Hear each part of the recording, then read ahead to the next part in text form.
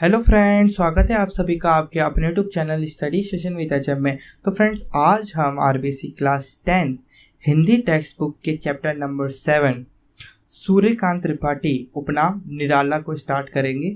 यदि आपको हमारा वीडियो अच्छा लगे तो प्लीज़ वीडियो को लाइक करें, चैनल को सब्सक्राइब करें और कमेंट के माध्यम से हमें बताएं आपको कौन सी वीडियो आगे चाहिए। और अब हमारे चैनल्स की डिटेल्स को अपने दोस्तों के साथ शेयर करें ताकि वह भी इस वीडियो का लाभ उठा सकें।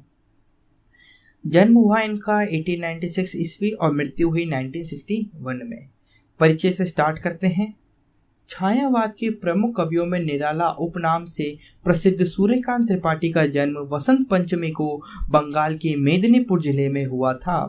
छायावाद के प्रमुख कवि हैं ये, जिनका उपनाम क्या है, निराला। ये उपनाम निराला से प्रसिद्ध है, ठीक है ना।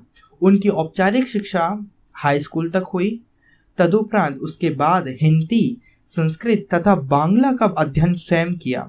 3 वर्ष की बाल्यावस्था में माँ और युवावस्था के पहुँचते पहुँचते पिताजी साथ छोड़कर इस संसार से चले गए। यानी बाल्यावस्था में तो माँ इनकी मर गई और युवावस्था में जाते जाते, यानी युवावस्था की ओर बढ़ी रहते कि इनके पिताजी भी इनका साथ छोड़कर चले गए। प्रथम विश्व युद्ध के बाद फैली महामारी में पत्नी, भाई, भाभी और चाचा चल बसे। अंत में पुत्री सरोज की मृत्यु ने निराला को भीतर तक झंझोड़ कर रख दिया। अपने जीवन में निराला ने मृत्यु का जैसा साक्षात्कार किया था उसकी अभिव्यक्ति उनकी कई कविताओं में दिखाई देती है। विषम परिस्थितियों में भी उन्होंने जीवन से समझौता ना करते हुए अपने तरीके से ही जीवन जीना बेहतर समझा। ठीक। कविता के साथ उपन्यास, कहानी, आलोचना, विधाओं को लिखने वाले निराला मूलतः कवि थे। उनकी कविताओं में जीवन का यथार्थ चित्रण या मानव की पीड़ा, परतंत्रता के प्रति तीव्र आक्रोश, अन्याय तथा विषम जीवन परिस्थितियों के प्रति संघर्ष करने की अदम्य गूंज सुनाई देती है। जो निराला जी की कविता हैं उनमें जीवन का यथार्थ चित्रण, मतलब जैसा जीवन असलियत में होता है ना, उसी प्रकार का चित्रण वह करते हैं।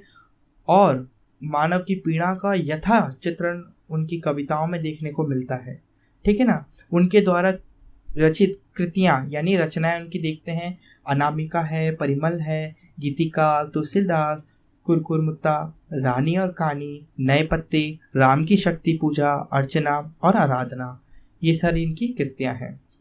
अब हम इस जो पाठ है, जो कहानी है, इसका मूल भाव क्या है वो समझ लेते हैं। प्रस्तुत कविता अभी ना होगा मेरा अंत जीवन की युवावस्था को व्यक्त करती है। अभी ना होगा मेरा अंत जो कविता है ना, वो जीवन की युवावस्था को व्यक्त करती है। जीवन रूपी वन में जवानी या युवावस्था रूपी वसंत ऋतु ठहरती है। देखिए, जीवन रूपी वन है, जीवन क्या है, एक वन है जिसमें जवानी या युवावस्था है ना, वो क्या है, वसंत ऋतु है। जवानी और युवावस्था क्या है, वसंत ऋतु है। ये जो है वो ठहरती नहीं है। कवि ने सभी को जीवन में उत्साह बनाए रखने के लिए कहा है कि अभी हमारे जीवन का अंत नहीं होगा। हमें अपने जीवन को सुखी संपन्न बनाने के लिए निरंतर कर्तव्य करते रहना चाहिए। निरंतर कर्तव्य करते रहना चाहिए, यानी काम करते रहना चाहिए। अतः जीवन की चिंता किए बिना आशावादी बने रहना चाहिए। इसका संदेश कवि ने दिया है। और दूसरी कविता में निराला का राष्ट्र प्रेम प्रकट हुआ है। दूसरी कविता में क्या प्रकट हुआ है, निराला जी का राष्ट्र प्रेम, मतलब राष्ट्र के प्रति प्रेम प्रकट हुआ है। कवि अपने द्वारा किए गए कर्मों के फल मातृभूमि के चरणों में अर्पित कर देना चाहते हैं।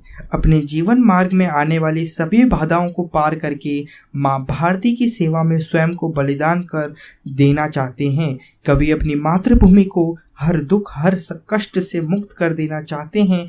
अतः यहाँ कर्तव्य पथ पर स्वयं को समर्पित कर देना चाहते हैं का भाव प्रकट करते हैं, है ना। कवि कर्तव्य पथ पर स्वयं को समर्पित करने का भाव प्रकट करते हैं, जिससे अपनी मातृभूमि का स्वरूप अखंड बना रहे, कभी भी टूटे ना।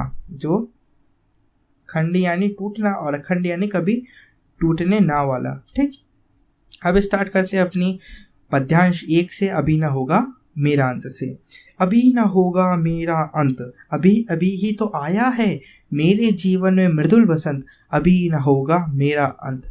हरे हरे ये पात, डालियां कलियां कोमल गात, मैं ही अपना स्वप्न मृदुल कर, मैं ही अपना स्वप्न मृदुल कर फेरूंगा निद्रित कलियों पर, जगाकर प्रत्युष मनोहर। पुष्प पुष्प से तंद्रालस, पुष्प पुष्प से तंद्रालस, लालसा खींच लूंगा मैं, अपने नव जीवन का अमृत संहर्ष सींच लूंगा मैं।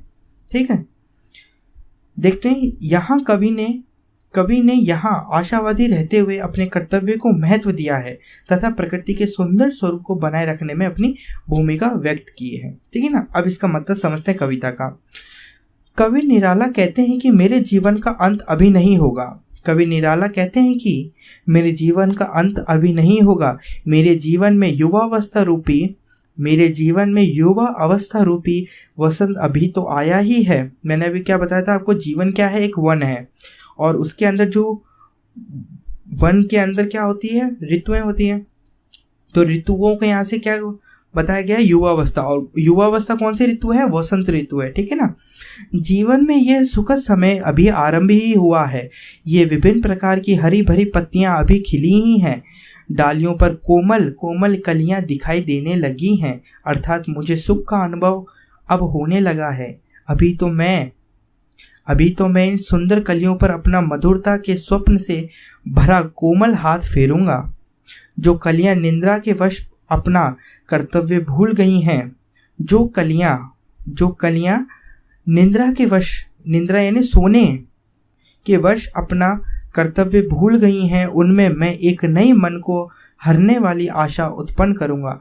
अर्थात मेरे शरीर की इंद्रियां जो अब तक सोई थीं, मैं उनको अपने कर्तव्य पथ पर लाऊंगा। मैं प्रत्येक पुष्प से नींद और आलस्य की इच्छा को खींचकर दूर कर दूंगा तथा अपने नए जीवन का सुखद भाव प्रसन्नता पूर्वक उनमें सींच दूंगा। अर्थात मैं अपने कर्तव्य से जीवन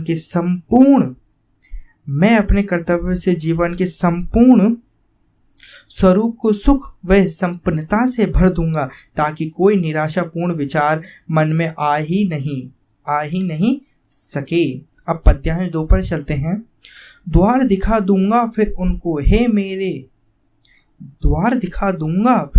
हे मेरे वे जहां अनंत, अभी न होगा मेरा अंत। मेरे जीवन का यह है जब प्रथम चरण, इसमें कहाँ मृत्यु है, जीवन ही जीवन। अभी पड़ा है आगे सारा यौवन, स्वर्ण किरण कल्लोलों पर बहता रहे, बालक मन मेरे ही अविकसित राख से विकसित होगा बंधु दिगंत, अभी न होगा मेरा अंत। कवि निराला का भाव है कि मैं अपने कर्तव्य से सभी को जीवन का मार्ग दिखाकर विकसित कर दूंगा। इसमें कवि का जो भाव है वो यह है। व्याख्या पे चलते हैं। कवि कहते हैं कि मैं अपने नए जीवन के सुखों से युक्त वातावरण बनाकर समाज के अन्य लोगों को भी कर्तव्य का अनंत मार्ग दिखा दूंगा। अर्थात मैं सभी को प्रेरित करके जीवन के सुखों को और बढ़ा दूंगा, क्योंकि अभी हमारे जीवन का अंत नहीं होगा। मेरे जीवन का तो यह प्रथम चरण ही है, अर्थात अभी बाल्यावस्था ही है। इस प्रथम चरण में मृत्यु कैसे आ सकती है? अभी तो जीवन ही जीवन है। अपने इस जीवन में संपूर्ण युवावस्था तो अभी शेष पड़ी है, अर्थात जीवन का प्रारंभ होने से अभी मृत्यु का भय नहीं है। अभी तो युवावस्था के संपूर्ण कर्तव्य शेष हैं।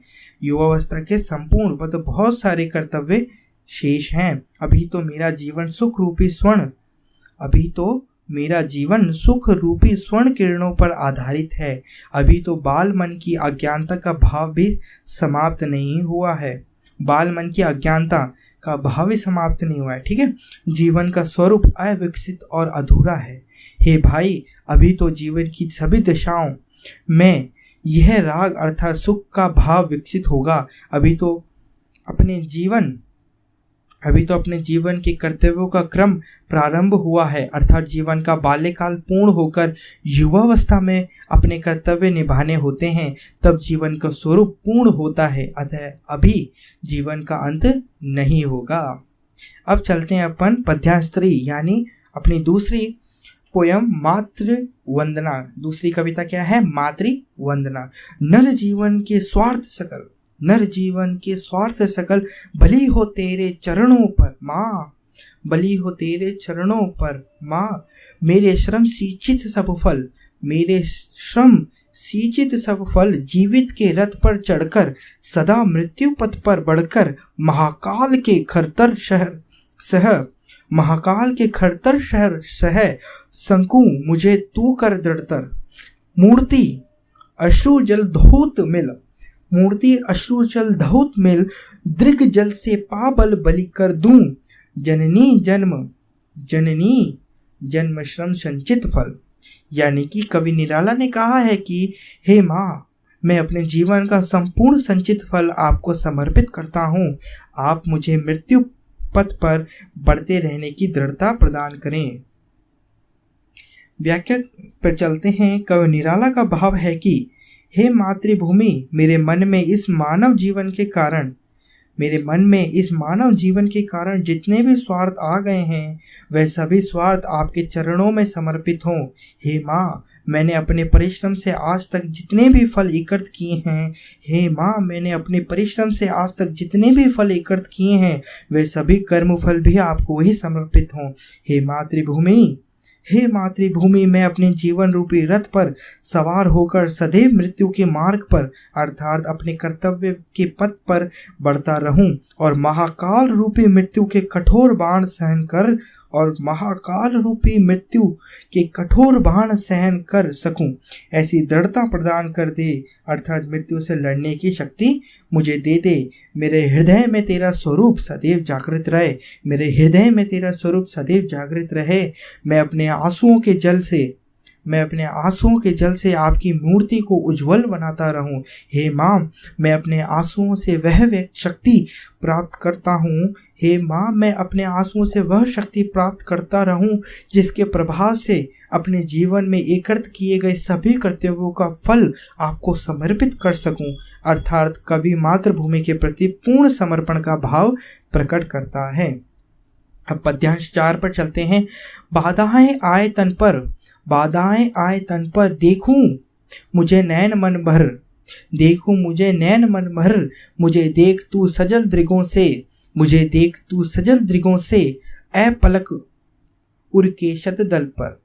क्लेद मुक्त अपना तन दूंगा, क्लेद मुक्त अपना तन दूंगा, मुक्त करूंगा मुझे अटल, तेरे चरणों पर देकर बलि, तेरे चरणों पर देकर बलि, सकल श्रेष्ठम संचित फल।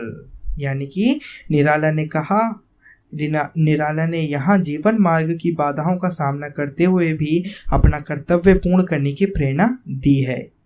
पद्यांश 4 में इसकी व्याख्या पर चलते हैं।